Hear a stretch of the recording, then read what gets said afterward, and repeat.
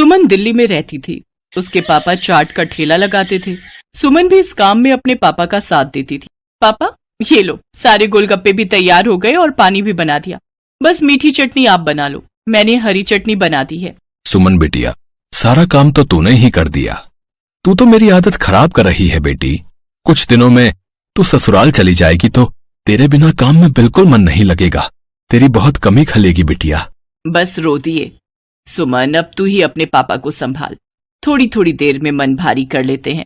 पापा, मैं आपको छोड़कर कहीं नहीं जाऊंगी, मुझे ये शादी नहीं करनी, मैं भी आपके और माँ के बिना नहीं रह पाऊंगी। पापा नहीं बिटिया, ऐसे नहीं कहते। बेटियों को अपने ससुराल जाना ही होता है। केशव बहुत अच्छा लड़का है, तो ससुराल में बहुत खुश रहेगी। सुमन की शादी सूरत में तय हो गई थी। 1 महीने बाद सुमन की शादी थी, इसीलिए सुमन अपने माता पिता से दूर दूसरे शहर जाते थोड़ा उदास थी।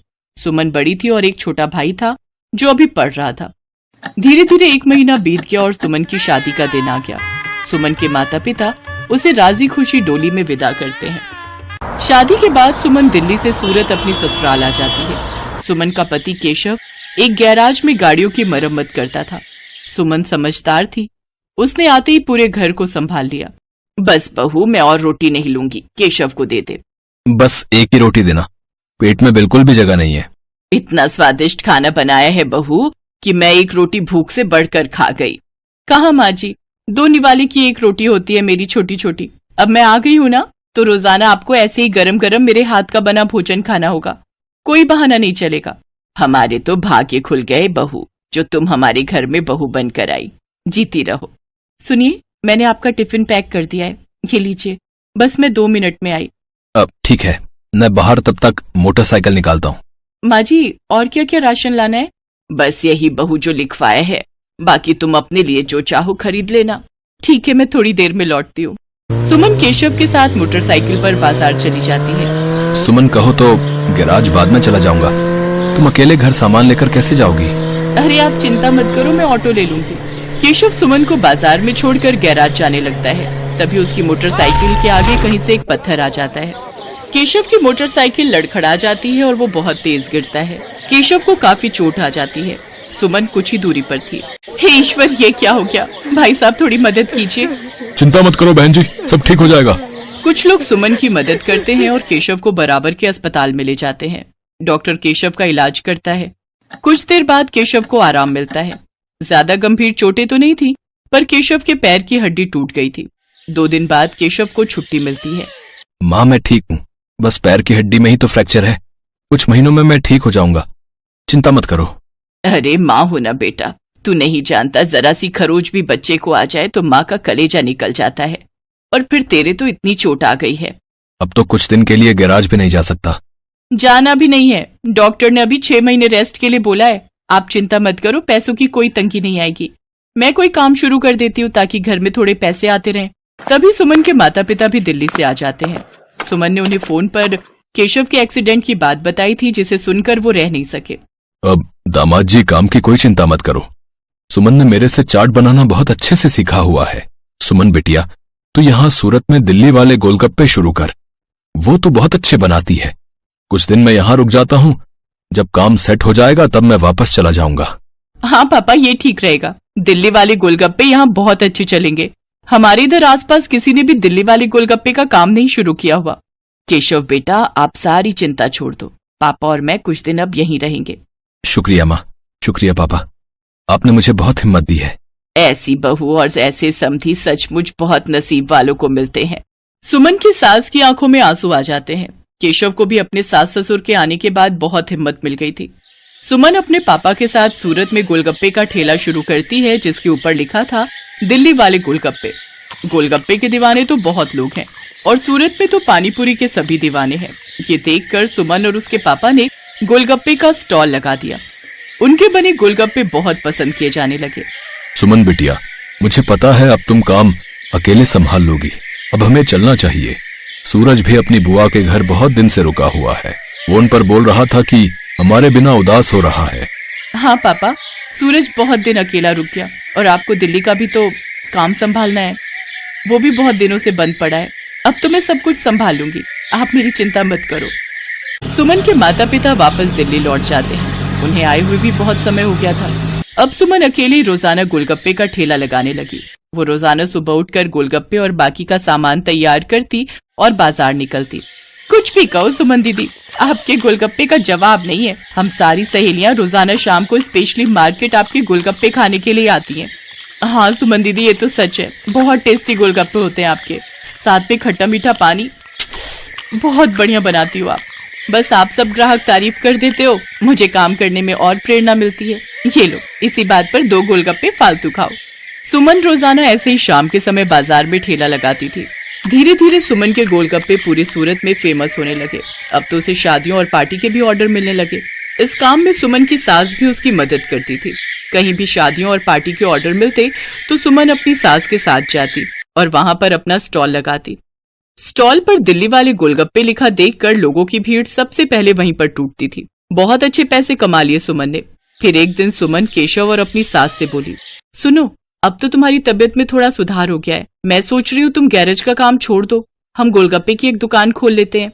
अब तो हमारे पास अच्छे पैसे इकट्ठे हो गए, हम कुछ कारीगर भी रख लेंगे। सुमन, तुमने तो मेरी पूरी जिंदगी बदल दी। कहते हैं एक आदमी की सफलता में एक औरत का हाथ होता है, और तुमने तो मेरा बहुत साथ दिया है। तुम जैसा चाहती हो हम वैसा ही करेंगे। जीते रहो मेरे बच्चों। सुमन की मेहनत से सब कुछ अच्छा होने लगा। केशव और सुमन बाजार में किराए पर एक दुकान ले लेते हैं, जहां पर वो अपने साथ साथ कुछ कारीगर भी रखते हैं जो इस काम में उनकी मदद करते थे। कहते हैं परिस्थितियां तो जीवन में आती जाती रहती हैं। परिस्थितियों से डरकर नहीं, बल्कि परिस्थितियों का मुकाबला करके ही जीवन को सरल बनाया जा सकता है। जो व्यक्ति संघर्षों से लड़ता है वही ऊंचे मुकाम प्राप्त करता है। जैसा सुमन ने किया, वो परेशानियों से डरी नहीं बल्कि उनसे बचने का रास्ता ढूंढा।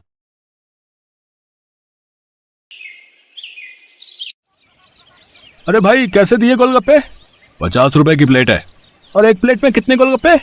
6 गोलगप्पे होंगे। और कितने? अरे बाप रे बाप, 50 के 6 गोलगप्पे, इतने महंगे। तभी सोचो तुम्हारी दुकान में भीड़ क्यों नहीं है। मुझे फालतू की भीड़ चाहिए भी नहीं। मेरे पास वही लोग गोलगप्पे खाने आते हैं जो इन्हें खाने के लायक हैं। और तुम लगता है यहाँ नए हो। दाम पूछने से पहले ऊपर लगा बोर्ड ही पढ़ लेते। दाम और नाम दोनों लिखे हैं। मेरा नाम मशहूर है और ये मेरे मशहूर गोलगप्पे हैं। एक एक गोलगप्पा इतना करारा है कि तोड़ो तो आवाज 1 किलोमीटर तक सुनाई दे। और पानी जैसा ग्राहक चाहे, पूरे 10 तरह की वैरायटी है मेरे पास पानी की। और ये देखो, ये है मेरे गोलगप्पों की असली जान, मेरा ये खास मसाला। हाँ हाँ, ये सब तो ठीक है, पर फिर भी 50 रुपए वाकई बहुत ज्यादा है। दाम तो यही है और यही रहेगा। अब तुम देख लो कि तुम मेरे गोलगप्पे खाने के लायक हो या नहीं। अरे ये क्या बात हुई, तुम ऐसे बात करते हो अपने ग्राहक से? नहीं, ग्राहक से तो नहीं, पर जो फालतू मेरा वक्त बर्बाद करे उससे मैं ऐसे ही पेश आता हूँ। चलो अब आगे बढ़ो और कोई सस्ता गोलगप्पे का ठेला ढूंढो। मशहूर ऐसा ही था। ये बात तो 100% सच थी कि वो गोलगप्पे बहुत ही अच्छे बनाता था, लेकिन इस बात पर उसे घमंड भी बहुत था। मशहूर का मानना था कि उसके पास हुनर और किस्मत दोनों का साथ है, इसीलिए उसे पूरा यकीन था कि उसका काम कभी मंदा पड़ ही नहीं सकता। और वास्तव में ऐसा हो भी रहा था। मशहूर के पास भले ही ग्राहक कम थे, लेकिन उनसे ही वो अच्छा खासा मुनाफा कमा लेता था। फिर कुछ दिनों के बाद, हाँ भाई, लाओ जरा गोलगप्पे तो लगाना। अरे तुम फिर से आ गए। रेट कम नहीं होंगे, पहले ही बता रहा हूँ। हाँ हाँ, मैं तुमसे कम करने को कह भी नहीं रहा हूँ। ऐसा करो, सिर्फ मुझे नहीं, इन सबको भी गोलगप्पे खिलाओ और इन सबके पैसे मैं दूंगा। है, पगला गए हो क्या? अब ऐसा करो, पहले पैसे रखो मेरे सामने, फिर बात करना। तुम भी ना बड़े शक्की हो। ये लो, ये रखे तुम्हारे पैसे। इतना कहकर सूरज ने पूरे 2000 रुपए मशहूर के सामने रख दिए। सूरज अपने साथ जिन लोगों को लेकर आया था वो देखने में ही गरीब लग रहे थे। मशहूर ने सभी को गोलगप्पे खिलाए, जिसके पैसे सूरज नहीं दिए। फिर सबके जाने के बाद, क्या बात है भाई, कोई लॉटरी वॉटरी लग गई है क्या? अभी तो नहीं लगी, पर जल्दी लगने वाली है। क्या मतलब? तुम्हें कैसे पता कि लॉटरी लगने वाली है तुम्हारी? क्योंकि निरंजन बाबा ने मुझसे ऐसा कहा है। वो बहुत ही बड़े सिद्ध बाबा हैं। उन्होंने मुझसे कहा है कि मैं जितने लोगों का पेट भरूंगा, वो भी बिना उनसे कुछ लिए, मेरी लॉटरी लगने के उतने ही चांसेस बढ़ जाएंगे। तुम भी निरे उल्लू हो भाई, हैं? बाबा जी ने तुम्हें गरीबों को खाना खिलाकर कुछ भला काम करने को कहा होगा। जितने पैसे तुमने मेरे गोलगप्पे खिलाने में खर्च किए, उतने में तो तुम पूरा भंडारा कर सकते थे। मैं जानता हूँ, पर मुझे इन लोगों को कुछ ऐसा खिलाना था जो इनके बस के बाहर हो। खाना तो कोई ना कोई इन्हें खिलाई देता होगा, पर तुम्हारे गोलगप्पे वो इनके नसीब में कहाँ से आते? और बाबा जी ने मुझसे यही तो कहा था कि जाकर किसी का नसीब बदलो, तो मैंने बदल दिया। अब देखना, मेरी लॉटरी जरूर लग जाएगी। मशहूर और सूरज बात कर ही रहे थे कि तभी सूरज का फोन बजने लगा। हेलो, हाँ भाई, क्या तू सच बोल रहा है? सच में? ओ वाह वाह वाह भाई, मजा आ गया भाई, मजा आ गया। तू वहीं रुक, मैं बस वहीं आ रहा हूँ मैं। अरे अरे क्या हो गया, कहाँ भागे जा रहे हो? मेरी लॉटरी लग गई भाई, वो भी पूरे 10 लाख की। शुक्रिया भाई, शुक्रिया यार, बहुत शुक्रिया यार, सच में तुम्हारे गोलगप्पों की वजह से ये सब हो पाया। अच्छा अब मैं चलता हूँ, मैं फिर आऊंगा और अगली बार और ज्यादा लोगों को लेकर आऊंगा, तुम तैयार है ना? इतना कहकर सूरज वहाँ से चला गया, लेकिन मशहूर को सोचने पर मजबूर कर गया। मेरे गोलगप्पे ऐसा भी कर सकते हैं, मुझे तो पता ही नहीं था। अगर मुफ्त में मेरे गोलगप्पे खिलाकर इस लड़के की किस्मत खुल सकती है तो फिर मेरी क्यों नहीं? हाँ, अब से मैं भी लोगों के नसीब बदलूंगा। अब वो नहीं, बल्कि मैं खुद अपने गोलगप्पे लोगों को फ्री में खिलाऊंगा। अगले दिन मशहूर ने सबसे पहले अपने लिए एक लॉटरी का टिकट खरीदा और फिर उसके हाव भाव बिल्कुल ही बदल गए। साथ ही उसकी दुकान का बोर्ड भी अब गोलगप्पों की कीमत की जगह पर लिखा था बिल्कुल फ्री। मतलब वो सच में अब लोगों को मुफ्त में गोलगप्पे खिला रहा था। साहब, कभी सपने में भी नहीं सोचा था कि आपकी दुकान में खड़े होकर गोलगप्पे खा सकूंगा। भगवान आपका भला करे, आपकी खूब तरक्की हो, आप जो चाहो वो सब आपको मिले, मैं भगवान से यही प्रार्थना करूंगा। मशहूर को पहली बार किसी ने ऐसा कुछ कहा था। मशहूर को बहुत अच्छा लगा, लेकिन अब भी मशहूर के दिमाग में उसका खुद का फायदा पहले था। उस दिन अपने बनाए हुए सारे गोलगप्पे मुफ्त में खिलाने के बाद वो फौरन लॉटरी ऑफिस पहुंचा। मशहूर चंद, हाँ मुबारक हो, आपको इनाम मिला है पूरे 10,000 का। क्या सिर्फ 10,000? और पहला इनाम तो 10 लाख का था। हाँ तो वो पहला इनाम भी तो है। आपकी किस्मत इतनी भी अच्छी नहीं है, शुक्र मनाइए कि 10,000 तो मिले। मशहूर इनाम के 10,000 लेकर अपने घर वापस आ गया। वो उदास था और नाराज भी। क्या हुआ जी, लॉटरी लगी क्या? लगी भी और नहीं भी, ये देखो 10,000 मिले हैं। अरे वाह, तो फिर आप उदास क्यों? आपको तो खुश होना चाहिए ना।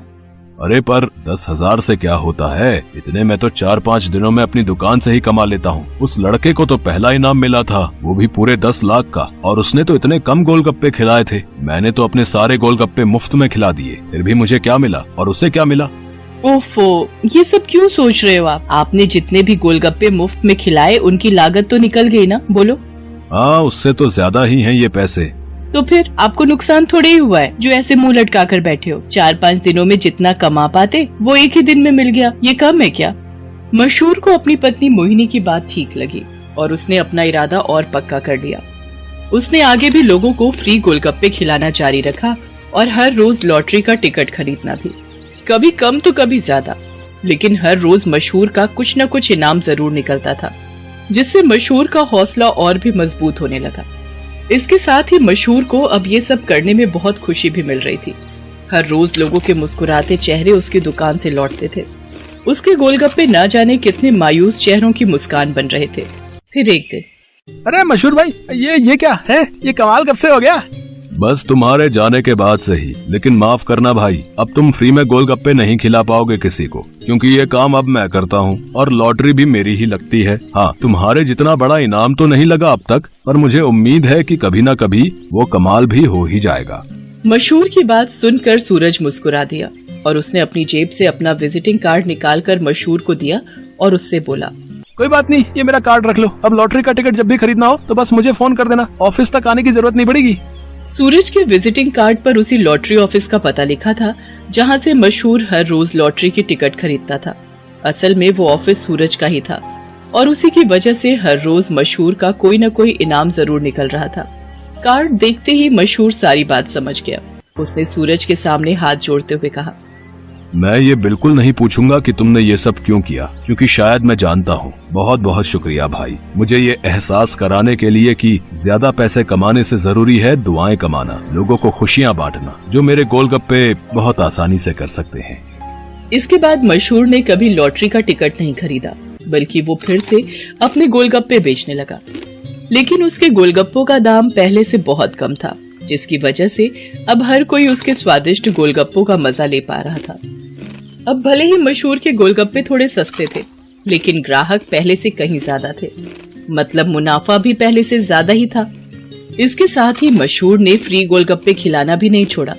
आखिर के 10-20 गोलगप्पे वो जरूर गरीबों को मुफ्त में खिलाता था, क्योंकि अब उसे गोलगप्पों के साथ साथ खुशियां बांटने की भी आदत जो हो गई थी।